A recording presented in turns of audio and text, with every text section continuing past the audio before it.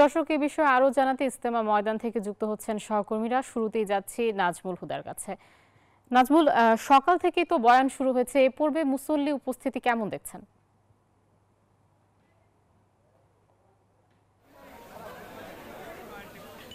আয়শা, আপনাকে ধন্যবাদ। আপনি যেমনটি বলছিলেন, এখন কিন্তু যে ধর্মপ্রাণ মুসলমানরা কিন্তু লক্ষ লক্ষ ধর্মপ্রাণ মুসলমান কিন্তু এখন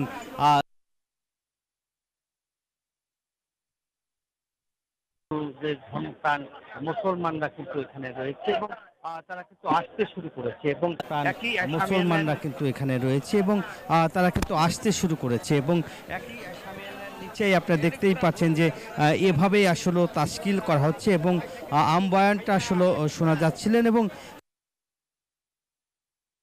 এই মুহূর্তে পুরাপুরি আপনারা দেখছেন যে ধর্মপ্রাণ মুসলমান কিন্তু এখন পুরো দমে এই জামাতে অংশ নিয়েছে এবং যেহেতু আগামীকাল আখিরি মুনাজাত, সেই আখিরি মুনাজাতের মধ্য নিয়েছে এবং যেহেতু আগামীকাল আখিরি মুনাজাত, সেই আখিরি মুনাজাতের মধ্য দিয়ে কিন্তু যে এই ধর্মপ্রাণ মুসলমানরা অংশ নেবেন এবং সেই যেহেতু দিনের দাওয়াতের জন্য এই টঙ্গী বিশ্ব ইজতেমায় তারা এসেছে এবং তুরাগ নদীর তীরে ৫৮তম বিশ্ব ইজতেমার প্রথম পর্বের দ্বিতীয় ধাপে কিন্তু দ্বিতীয় দিন চলছে এবং এখানে জিকিরে মুখর ইজতেমার ময়দান এবং আপনারা জানেন যে ফজর নামাজের পর থেকেই কিন্তু বয়ান হয়েছে এবং বয়ানে কিন্তু অংশ নিয়েছিলেন মাওলানা খুরশেদ এবং তালিমে আমল চলছিল এবং এখন কিন্তু প্রতি খিত্তায় কিন্তু যে ৬৪ জেলার যে জন্য যে গঠন করা যে চিল্লা, সেই চিল্লার সাথীরা কিন্তু অংশ নিয়েছিলেন সেখানে এবং বলা হচ্ছে যে তারা এখান থেকে অংশ নিয়ে কিন্তু প্রতিটা জেলায় তারা যাবে এবং অনেকের সাথে কথা বলেছি, তারা বলেছে কতটুকু আল্লাহর কাজে তারা এই তাঁবুতে তারা অংশ নিয়েছিলেন এবং অংশ নেওয়ার জন্য এখানে আসার পরে যে তারা এই বিশ্ব ইজতেমার নসিহত করার জন্য কিন্তু এসেছেন এবং তাশকিল করেছে, তাশকিলের মাধ্যমে দিয়ে বিশ্ব ইজতেমার ময়দানে যে তারা জড়ো হয়েছে এবং আমরা যেটা বলতে চাই যে এই মুহূর্তে আসলে যে ময়দানে কিন্তু যে তারা অংশ নিয়েছেন এবং ময়দানে এখান থেকে কিন্তু তারা বিভিন্ন জেলায় যাবেন এবং সেখান থেকে যে ধর্মপ্রাণ মুসলমানরা সেই অংশ নিয়ে কিন্তু তারা বলছেন যে আল্লাহর দিনের রাস্তায় তারা বের হবেন এবং যেহেতু তারা আল্লাহর দিনের পথে তারা যাওয়ার জন্য এখানে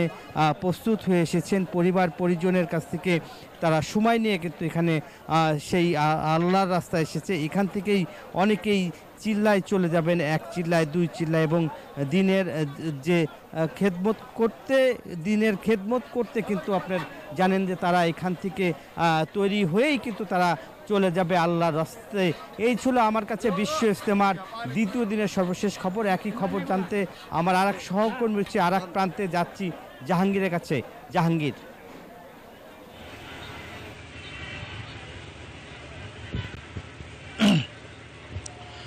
ধন্যবাদ নাজমুল। আপনি আসলে যেমনটি বলছিলেন, গাজীপুরের টঙ্গী তুরাগ নদীর তীরে বিশ্ব ইজতেমার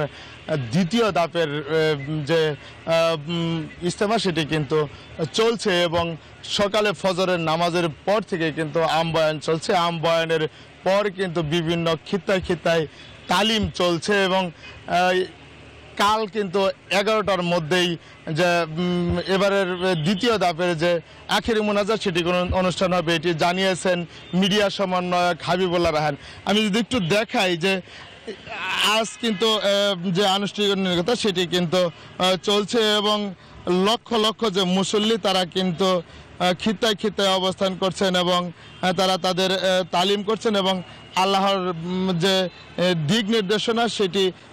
মানার জন্য এবং আল্লাহকে রাজি খুশি করানোর জন্য কিন্তু তারা এই যে ৩ দিনের যে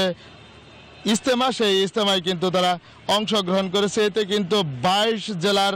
যে সাধারণ মুসল্লি রয়েছে এবং ঢাকার একাংশ, এই ২২ জেলা এবং ঢাকার একাংশের মুসল্লিরা কিন্তু এই ইজতেমাতে অংশগ্রহণ করছে এবং আইন শৃঙ্খলা বাহিনী যারা রয়েছে তারা বলছেন যে ইজতেমার ময়দানে সকল ধরনের নিরাপত্তার ব্যবস্থা করা হয়েছে এবং যে পুলিশ সদস্য এবং আইন শৃঙ্খলা বাহিনী সকলে মিলিয়ে কিন্তু মুসল্লিদের নিরাপত্তার চাদরে ডেকে রাখত। এই ছিল গাজীপুরের টুঙ্গী ইজতেমার ময়দান থেকে আমার কাছে সর্বশেষ তথ্য। আয়েশা। জাহাঙ্গীর, আপনাকে ধন্যবাদ, সেই সাথে ধন্যবাদ নাজমুল হুদা আপনাকেও।